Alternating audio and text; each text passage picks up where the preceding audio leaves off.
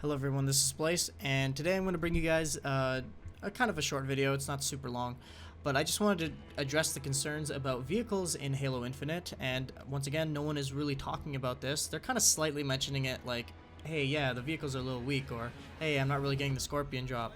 But people are kind of ignoring everything to do with the vehicles right now, which is fine, because honestly, this game is working as intended.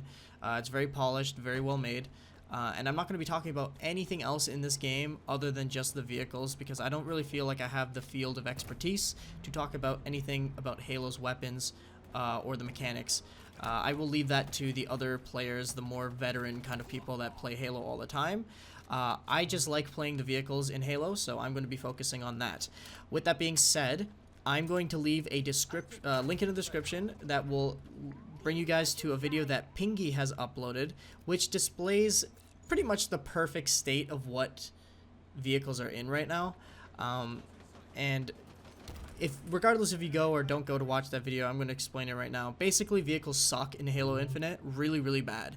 And if you are someone who doesn't really like vehicles being used in Halo, that's fine. I understand that vehicles are, you know, to an extent, not really the most pro thing to use. You're not really like a god if you're using vehicles. But with that being said, it's just kind of weird to me that these vehicles are not only underwhelming, but they are just useless, like completely obsolete, pointless in this game. Not only are they super weak, but there are countless counters to the vehicles in comparison to predecessing games, and these counters are extremely hard for a vehicle to maneuver or outclass. All it takes is one person to look at a vehicle with a Hydra and it's gone. All it takes is one person to hide or to start Spider-Manning around the map with a grapple hook, and you can't get away from it. They will grapple you and hijack your vehicle. The only way to counter someone with a grappling hook is to go into the vehicle with a grappling hook yourself, so that when you get hijacked you can grapple it back and hope that they don't grapple you instantly right after that for you to then grapple. It's funny. There's been times where you can grapple someone and then they grapple you back and you just go back and forth until one of you runs out. And it's funny, but it's just a little weird that that's in the game. Whatever. So let's talk about the armor real quick about the vehicles. The vehicle armor is extremely weak. I mentioned this in the beta as well, and it looks like nothing has really changed for them, unfortunately. But these things can change really easily, so I just wanted to address this concern. The video that Pingy has made is about the Banshee specifically, but all vehicles kind of share exactly the same thing as the Banshee. They have no armor. They can be destroyed in 1 or 2 assault rifle bursts, not even any special weapon, just an assault rifle can destroy these vehicles. So that's kind of concerning. And honestly, I wouldn't really mind them being super paper thin if we could actually see these vehicles at all in these games, because not only can you not really survive in these vehicles, but you only really get them at the end of the match. And by end of the match, I mean literally the last 50 seconds of a match, you will get the Scorpion, Wraith, Wasp, Banshee. Wasp being exclusionary to this map, it actually spawns in the first 2 minutes of the game, which is pretty cool. You know, kind of reminiscent to the old classic Halos where vehicles actually spawn on the map. And the Pelican spawns the other vehicles, which are in like the center of the map and also more towards each person's spawning zone, which everyone has to fight over. So if you do end up managing to see a Scorpion on the map and then get into the Scorpion, well, I have some bad news, because all it takes is a couple focus firing shots of a Hydra missile and you will end up being killed. And a Hydra is very easy to use in this game. Compared to Halo 5, where the missiles move slowly, these missiles move really, really fast. They are hard to see coming, and by the time you notice that you're getting hit by Hydra missiles, he will have already used all of his shots on you and you will be dead. So if you expose yourself too much with the Wasp or the Banshee, you will be instantly deleted from the game. On top of that, the sniper rifle can instantly delete vehicles as well. And just a whole bunch of other things, like any of the precision weapons like Commando and Battle Rifle are extremely powerful against them. But the number one most powerful thing against vehicles has to be the grappling hook. because there's no counter a vehicle can do except for try to kill the guy while he's grappling towards you.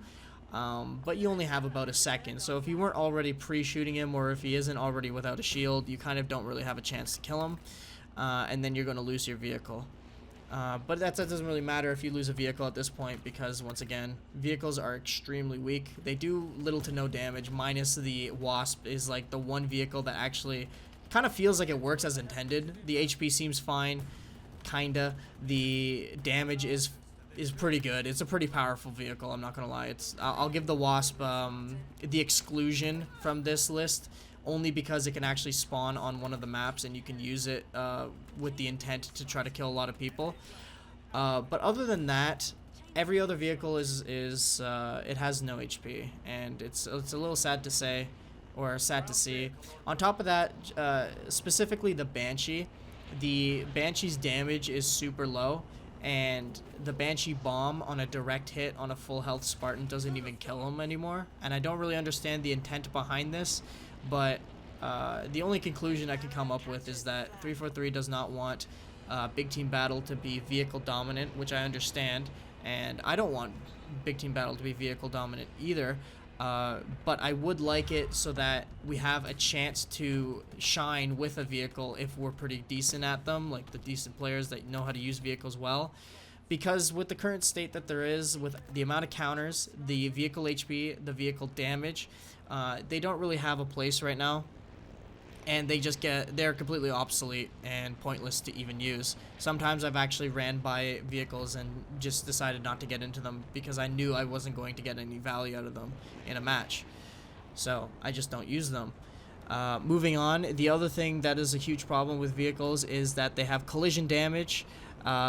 In Halo 5's Warzone, there was no vehicle collision damage, so you were able to splatter very well with them, and you were able to maneuver around the map very well. Not all these maps are super big and open, so you'll be colliding into the trees and the mountains a lot, and that does a lot of damage to your vehicle as well, so you have to be very careful about that on top of everything else. There's not really much else to say. I just wanted to make this video again to confirm and also to readdress the issue that vehicles are not good in Halo Infinite. Everything else, I'll let everyone else speak their opinion about the game for other things that this game has to offer, but for the very specific topic of vehicles, they are, in quotes, very trash. So that's all I wanted to say to you guys. This was a 30-0 gameplay with the Wasp that I happened to get, and I just got pretty lucky because no one was really looking up and shooting at me when I was using them, and then I was just swapping vehicles of the Wasp back and forth. So not really much else to say, guys. I'm just going to say thank you for watching, and I hope you guys did enjoy this video. Hopefully this gets to 343 and they can address this issue, because I don't think it's too hard to change the HP and damage numbers of a vehicle. I think that's a very easy change, but regardless, thank you guys for watching. Hope you guys did enjoy, and I'll see you in the next one.